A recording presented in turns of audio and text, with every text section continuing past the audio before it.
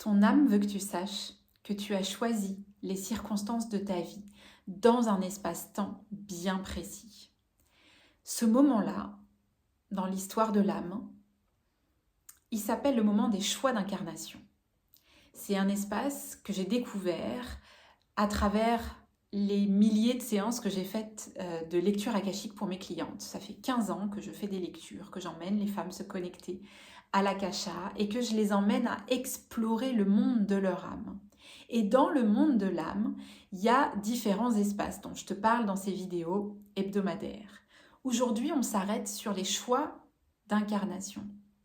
On entend très souvent, malheureusement, dire « Ah ouais, mais ces circonstances-là de vie, je les ai choisies.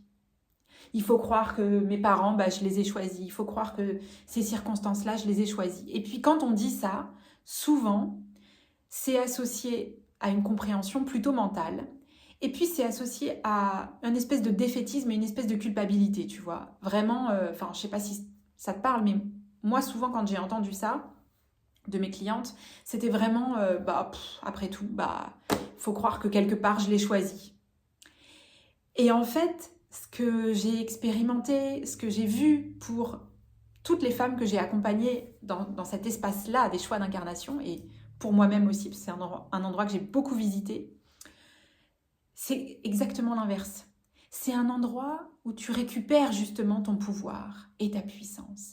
C'est un endroit où tu peux aller avec ton âme, où tu peux aller auprès de ton âme, dans la conscience de ton âme, en toute ouverture à sa sagesse, à sa conscience, à mais tiens, mais pourquoi est-ce qu'elle aurait pu choisir ceci ou cela?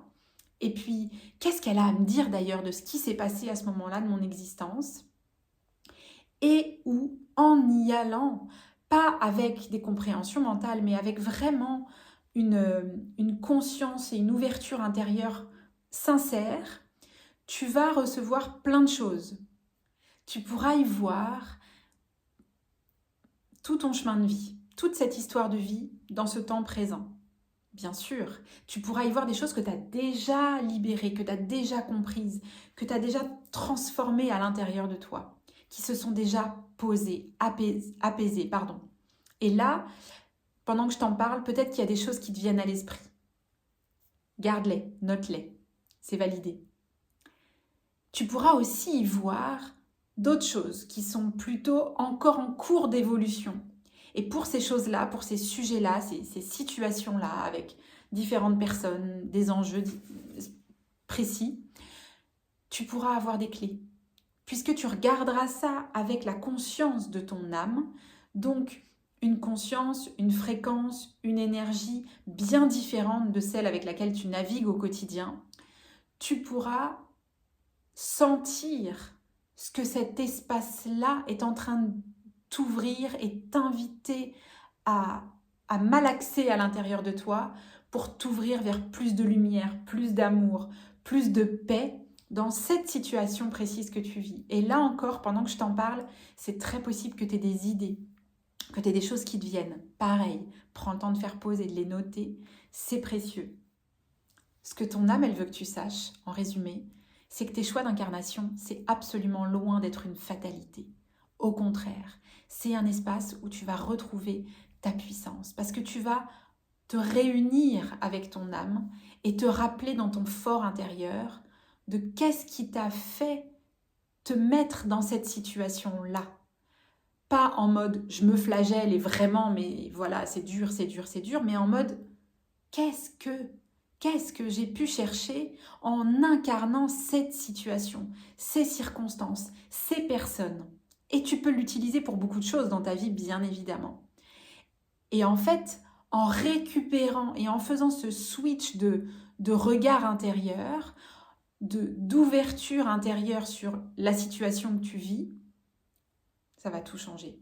Parce que du coup, tu vas avoir plein de nouvelles idées, plein de nouvelles compréhensions, plein de prises de conscience qui peuvent changer complètement ta manière de vivre ces situations-là dans ton quotidien.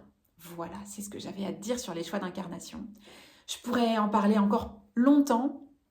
Et si tu sens l'appel à toi aussi te réapproprier ton âme, te réapproprier l'histoire de ton âme et ton histoire avec, à la lumière de ton âme.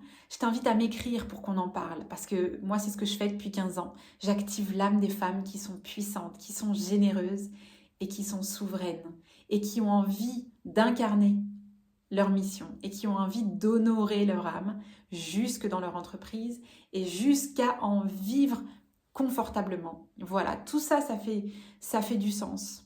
Tout ça, ça fait du lien. En fait, on a appris une vie où notre âme n'était pas invitée. Donc forcément, quand on commence à s'ouvrir à tout ça, finalement, c'est un nouveau monde qui s'ouvre. À bientôt.